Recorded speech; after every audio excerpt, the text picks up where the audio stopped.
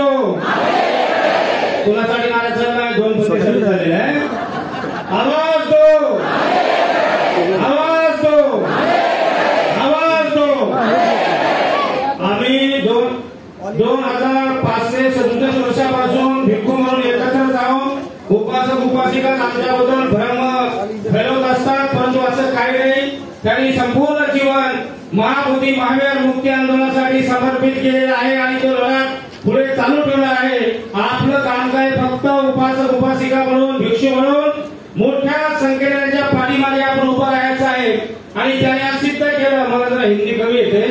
उन्होंने सिद्ध किया कि हम लोग इंतजार कर रहे, हमारे नेता लोग के 50 साल से कि एक साथ आएंगे, लेकिन अभी तक कभी आएंगे पता नहीं. मेरे दादाजी भी कहते थे हमारे बुद्धिस्ट नेता एक होना चाहिए, मेरे पिताजी भी कहते हैं बुद्धिस्ट नेता एक होना चाहिए. अभी मैं भी कह रहा हूँ सब लोग एक आना चाहिए बुद्धिस्ट नेता, परंतु वो कभी आएंगे कभी नहीं मुझे पता नहीं. लेकिन हमारे बंदे दो महीने से अलग अलग थोड़ा चल रहा था, लेकिन 2 महीने के अंदर ही उन्होंने सिद्ध किया कि हम एक साथ काम करेंगे. आणि म्हणून यानंतर बौद्ध राष्ट्रामध्ये भिक्खू संघाला आदर्श मानून धम्म चळवळ गतिमान होत असते. आणि म्हणून ते ऐतिहासिक उज्ज्वल आणि महान काम करत आहेत बौद्ध राष्ट्रातील लोक. आणि म्हणून भारताचं ऐतिहासिक महान काम करायचं असेल तर तमाम बौद्धिस्ट उपासक उपासिकांनी बौद्ध भिक्खूंच्या सोबत आपण आहोत, परंतु ताकदीने राहिलं पाहिजे.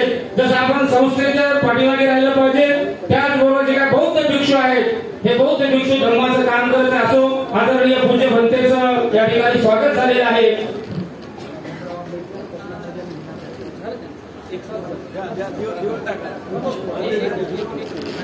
या ठिकाणी बाहेर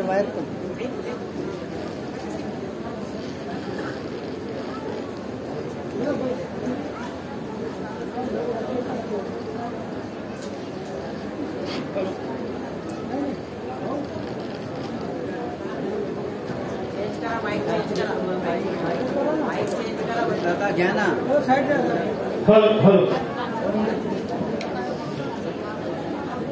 या ठिकाणी आजच्या या महान ऐतिहासिक जी काही संयुक्त सभा होत आहे, या सभेचे सभा अध्यक्ष डॉक्टर भीमरावजी आंबेडकर साहेब यांचं स्वागत या ठिकाणी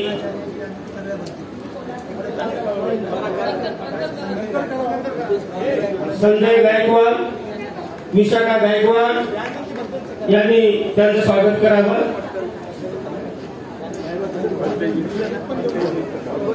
त्याचबरोबर राकेश धारगावे हे सुद्धा माननीय डॉक्टर भीमरावजी आंबेडकर यांचं स्वागत करतील.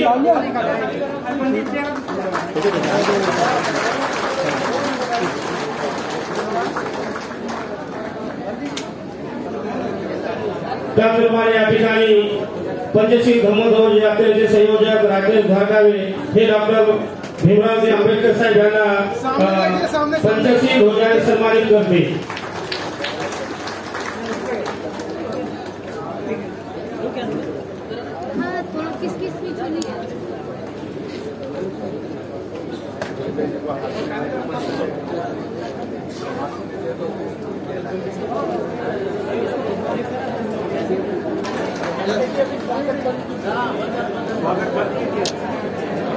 या ऐतिहासिक नगरामध्ये पूर्ण भिक्खू संघाला ज्यांच्या अध्यक्षतेखाली सर्व एकत्र येतात भिक्खू संघ असे मुंबईचे अध्यक्ष भिक्खू संघाचे यांचं सुद्धा या ठिकाणी सन्मान होणं तेवढंच महत्वाचं आहे. तेव्हा कार्यक्रमाचे आयोजक आणि या रॅलीचे आयोजक नितीनजी आणि राकेशजी यांना या ठिकाणी सूचना आहे. पूज्य भदंत शांतीरत्न मुंबई प्रदेश भिक्खू संघाचे अध्यक्ष यांचं सुद्धा स्वागत या ठिकाणी होत आहे. आणि मुंबई प्रदेश भिक्खू संघाचे सचिव के.आर. लामा यांचं सुद्धा या ठिकाणी सन्मान या आयोजकांतर्फे करण्यात येत आहे. या ठिकाणी उपस्थित असलेले भारतीय सोसायटी ऑफ इंडियाचे अध्यक्ष तोबियाजी साहब यांचे स्वागत आपले माननीय कांबळे करतील.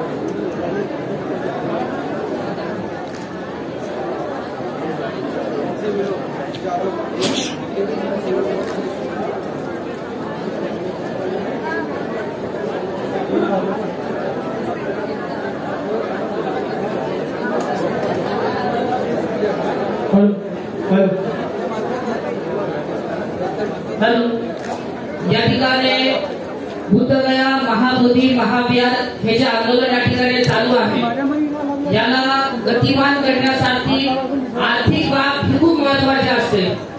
आर्थिक बाबीशिवाय ही यात्रा किंवा हे आंदोलन पुढे जाणार नाही।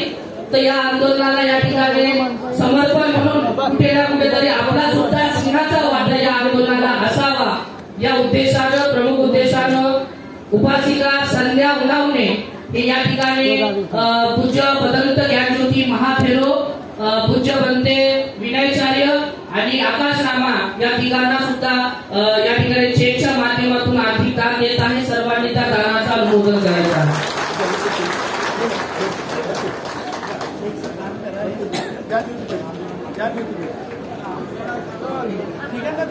आंदोलन करणार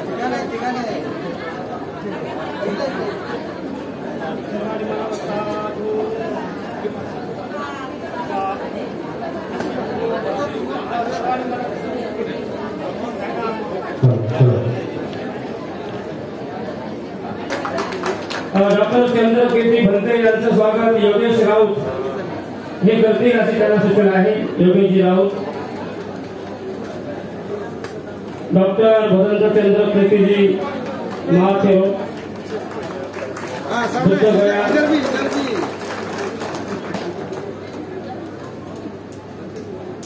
थैंक यू।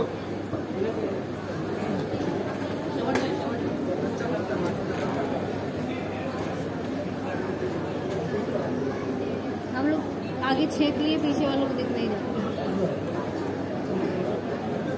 हम तो नीचे बैठे थे ना। उपस्थित सर्व धम्म उपासक उपासिका खऱ्या अर्थाने आपण महाबोधी महाविहार मुक्ती आंदोलनासाठी आपण आपल्या गावामध्ये तालुक्यामध्ये जिल्ह्यामध्ये संघर्ष करत होतो, लढत होतो, आंदोलन करत होतो आणि विशेष म्हणजे सर्व बाजूने सर्व देशभर ही आंदोलन चालत होती।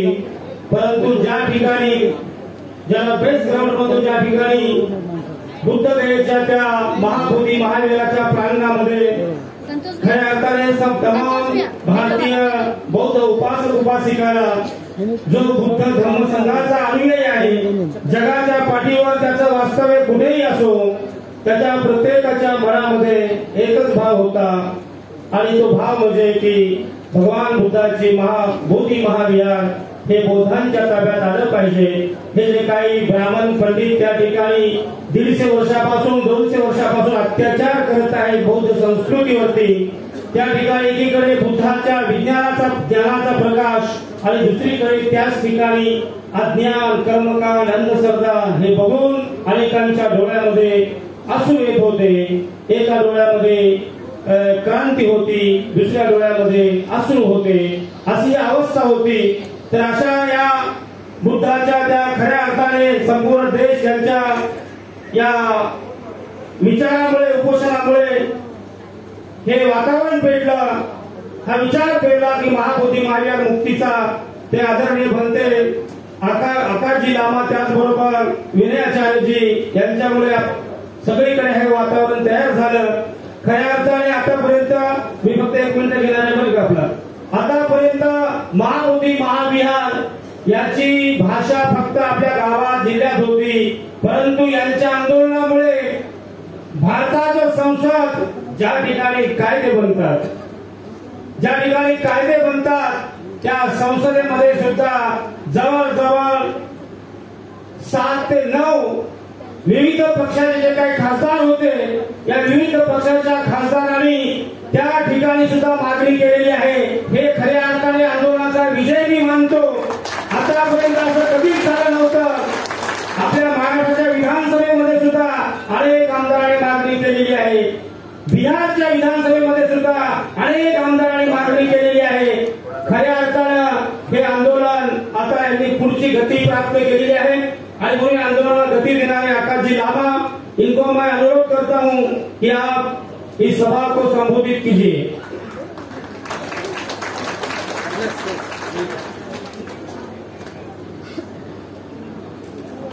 एक मिनट माइक लगा दूंगा. इसका माइक रखना है.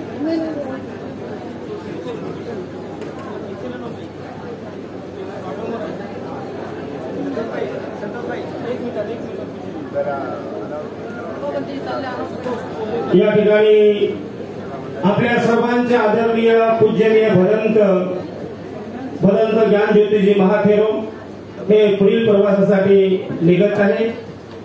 हा त्यांचं प्लेन आहे.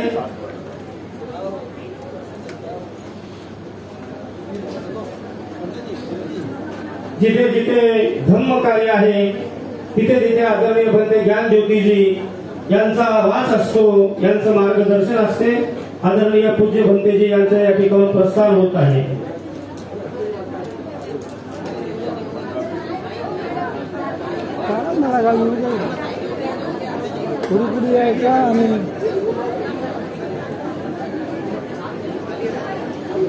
जय भीम. हाँ, ऐसा आवाज जाना चाहिए.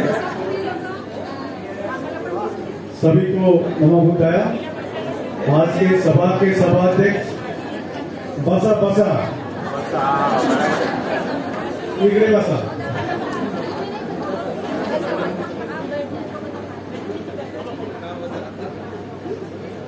देखिए, सबसे पहले आज के सभा के सभाध्यक्ष की अनुमति लेते हुए और यहाँ पर भिक्षुगण, साथ उपासक सभी से नमो बुद्धाय. जय भीम.